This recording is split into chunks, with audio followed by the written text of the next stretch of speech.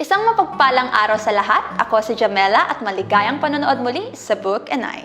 Ito ang programa na titingin sa iba't ibang mga libro at ang kanilang mga aral na tutulong sa ating lumago sa pananampalataya. Dahil napag-usapan na natin ang pangangailangan at kahalagahan ng Ebanghelyo sa pagbabalik loob at pagbabago, ngayon titignan natin ang mga praktikal na paraan kung paano binabago ng banal na espiritu ang buhay ng mga tao at ng kongregasyon. At ang kabanatang ito ay pinamagatang ang gawa ng pagbabago sa pamamagitan ng Ebanghelyo. Mga paraan ng pagbabago sa pamamagitan ng Ebanghelyo. Lahat tayo bilang mga mananampalataya ay sumasang-ayon na ang banal na espiritu lamang ang pinagmumulan ng revivalismo. Ngunit hindi natin dapat balewalain ang katotohanan na siya ay gumagamit ng iba't ibang mga kasangkapan upang magdulot ng revivalismo. At narito ang listahan na ginawa ng autor.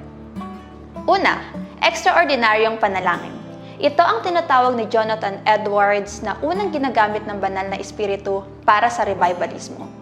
Ito ay isang mapagkumbaba at matiyagang panalangin na nakatuon sa kaharian ng Diyos na hindi tinitignan ang dami ng nadarasal, kundi ang kalikasan ng pananalangin. Ikalawa, muling pagtuklas sa Ebanghelyo. Ito ay ang simpleng pagbabalik sa Ebanghelyo kasama ng matiyagang pananalangin na binibigyang diin ang bagong pagsilang at ang kaligtasan sa pamamagitan ng biyaya lamang. Ikatlo, aplikasyon ng Ebanghelyo. Mahalaga ang pagdadala ng Ebanghelyo sa realidad ng buhay ng mga tao upang kanilang makita ang kapangyarihan at implikasyon nito at maaari itong maisagawa sa simbahan sa iba't ibang paraan. Maaaring ito ay sa pamamagitan ng pangangaral, pagsasanay sa mga lay leaders na nagbiministeryo ng Ebanghelyo sa iba, pagdala ng Ebanghelyo na nakaugnay sa karanasan ng tao sa maliit na pangkat ng simbahan, simpleng pang-araw-araw na usapan at panghuli, tamang paggamit ng Ebanghelyo sa puso ng mga tao sa pastoral na pangangaral. Ika-apat, inobasyon ng Ebanghelyo. Totoo na karamihan sa mga revivalismo ay nagaganap sa pamamagitan ng itinatag na mga paraan ng biyaya. Ngunit kung titignan natin ang kasaysayan ng revivalismo, tulad ng sinabi ng may akda, makikita natin ng ilang makabago at kakaibang paraan ng pagpapahayag ng Ebanghelyo na akma sa panahon at uri ng tagapakinig at dinadala ang Ebanghelyo sa puso ng mga tao. Pangangaral para sa pagbabago sa pamamagitan ng Ebanghelyo. Ang papel ng pangangaral ay binibigyang diin sa kabanatang ito, kaya't ang autor ay bumalik dito para sa isang hiwalay na bahagi. At narito ang 5 katangian na itinatangi sa pangangaral para sa pagbabago sa pamamagitan ng Ebanghelyo. Una, pangangaral upang ipakita ang pagkakaiba ng relihiyon at ng Ebanghelyo. Pangalawa, pangangaral sa kabanalan at pag-ibig ng Diyos upang ipakita ang kayamanan ng biyayang ibinigay. Pangatlo, pangangaral hindi lamang upang gawing malinaw ang katotohanan, kundi gawin itong totoo. Ika-apat, ipangaral si Kristo sa lahat ng teksto. At panghuli, pangangaral sa parehong Kristiyano at hindi Kristiyano ng magkasama.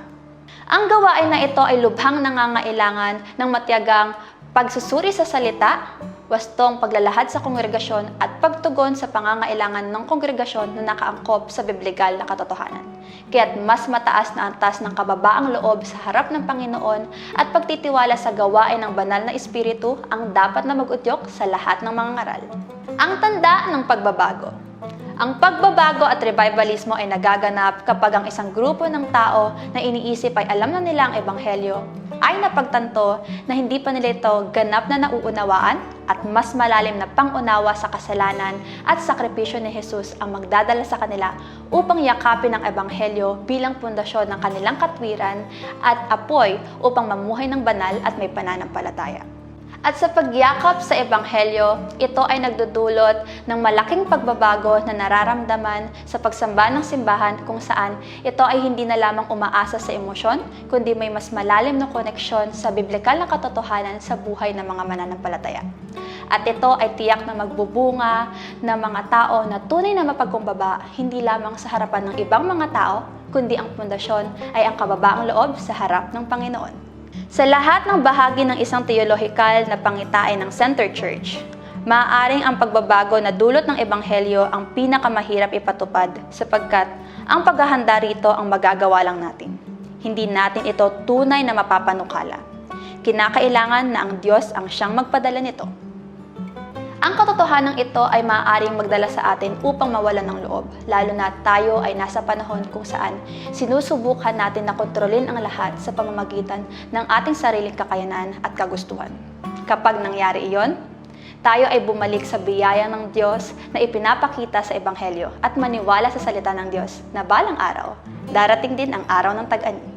At ito ang kabanata na mayroon tayo sa araw na ito. Nawa kayo ay may natutunan at ang kapayapaan ni Kristo ay sumainyo. Muli, ito ang Book and I.